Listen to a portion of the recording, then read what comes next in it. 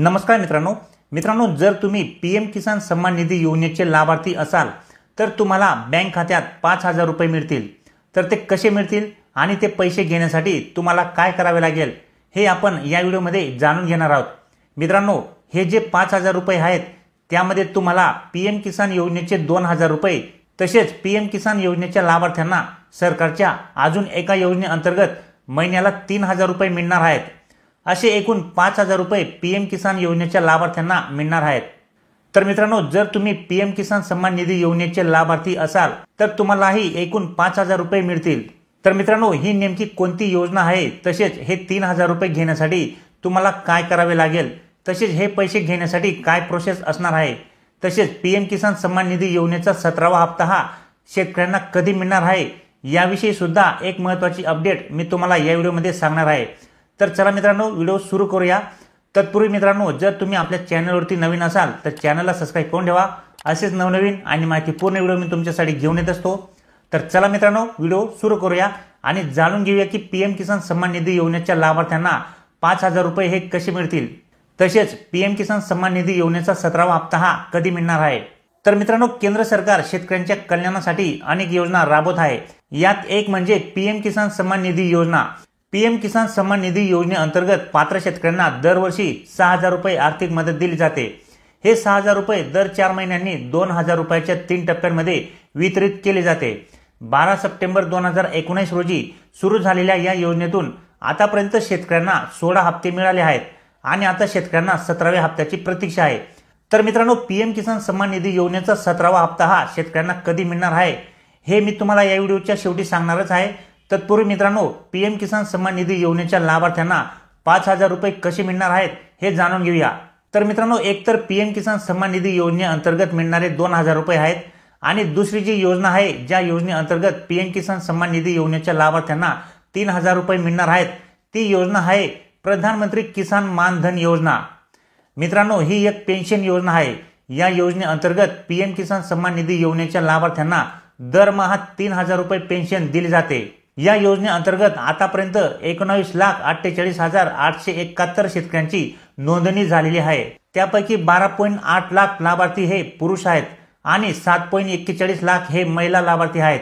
मित्रांनो, प्रधानमंत्री मानधन या योजनेअंतर्गत 3,000 रुपये पेन्शन घेण्यासाठी पीएम किसान योजनेच्या लाभार्थी शेतकऱ्यांना दरमहा 55 रुपये ते 200 रुपये अंशदान द्यावे लागतात। तेवढेच पैसे सरकारकडून सुद्धा जमा केले जातात। म्हणजेच जर समजा तुम्ही या योजनेअंतर्गत 200 रुपये जमा केले तर सरकारकडून सुद्धा तुमच्या नावाने 200 रुपये जमा केले जातील। असे एकूण तुमचे 400 रुपये महिन्याला जमा होतील।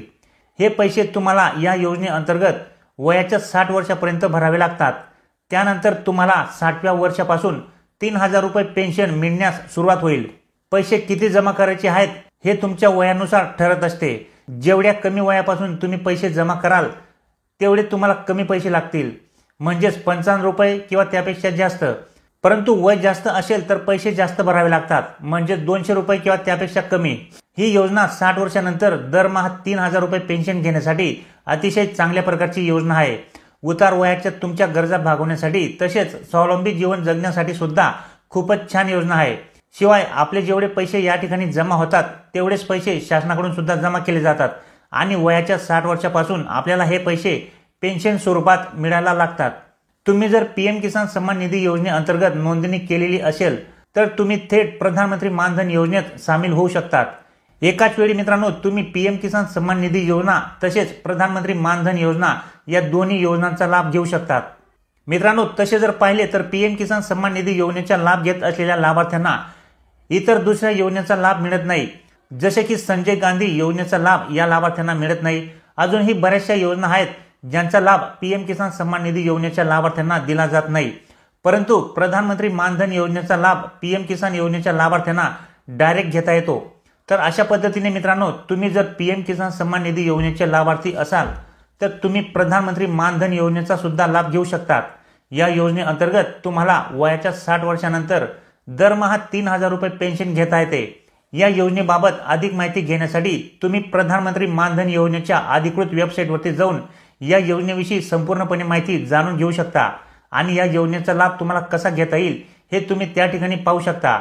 तर मित्रांनो, आता पीएम किसान सन्मान निधी योजनेचा 17वा हप्ता हा शेतकऱ्यांना कधी मिळणार आहे याविषयी जाणून घेऊया। तर मित्रांनो, पीएम किसान सन्मान निधी योजनेचा 17वा हप्ता हा सर्व पात्र शेतकऱ्यांना जून महिन्याच्या शेवटी किंवा जुलै महिन्याच्या पहिल्या आठवड्यामध्ये मिळणार आहे, अशी अपडेट सध्या तरी आहे। तसेच याबाबत अजून फिक्स तारीख शासनाकडून जाहीर झालेली नाहीये।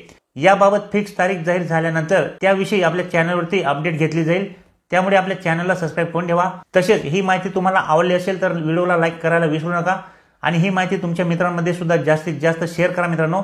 तर भेटूया मित्रांनो पुढच्या व्हिडिओमध्ये, तोपर्यंत नमस्कार।